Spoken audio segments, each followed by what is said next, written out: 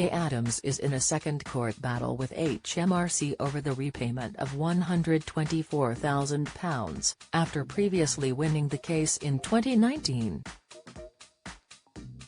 Following an appeal, a Court of Appeal judge ordered another hearing in a lower tribunal, according to Mail Online.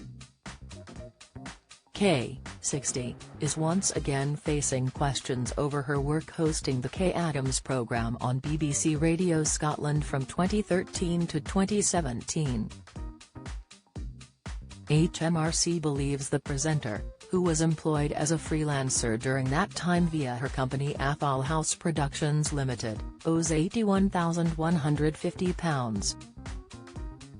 60 in income tax and £43,290.98 in national insurance contributions.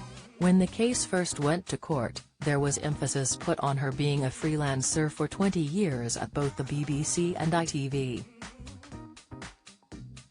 The Mirror reports that a tribunal must now consider whether a hypothetical contract regarding her work would be treated as employment or self-employment, rather than the real contract.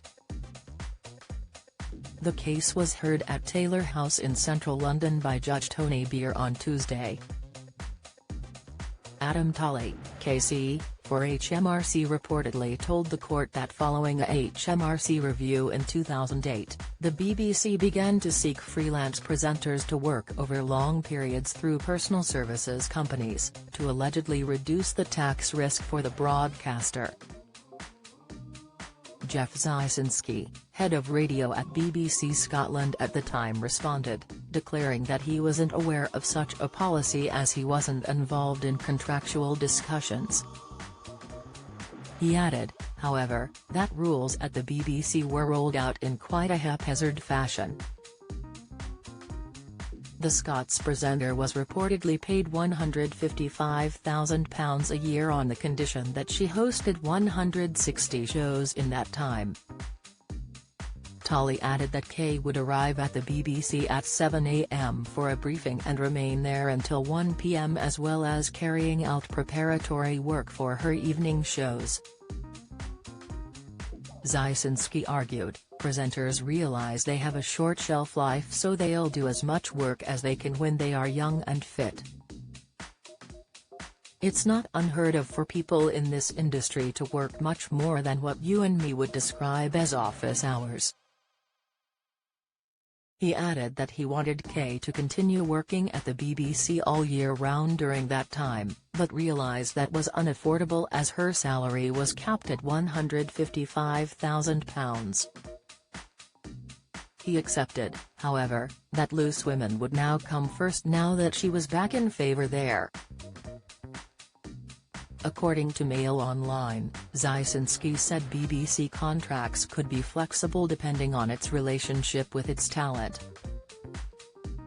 The thing about contracts in the BBC was the contracts were there in the background, and what was more important was the personal relationship with the talent, he said. The BBC knows it's got to have something written down in case of trouble, but there's no point trying to hold talent to the letter of the contract if that's going to make them unhappy.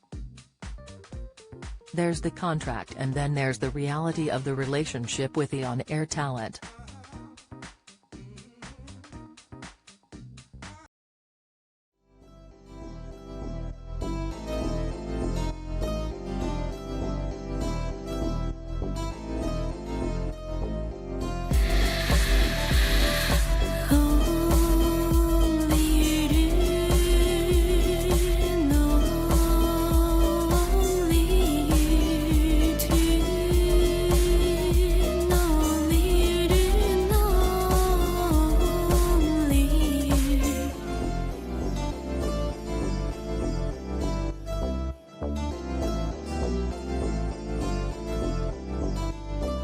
To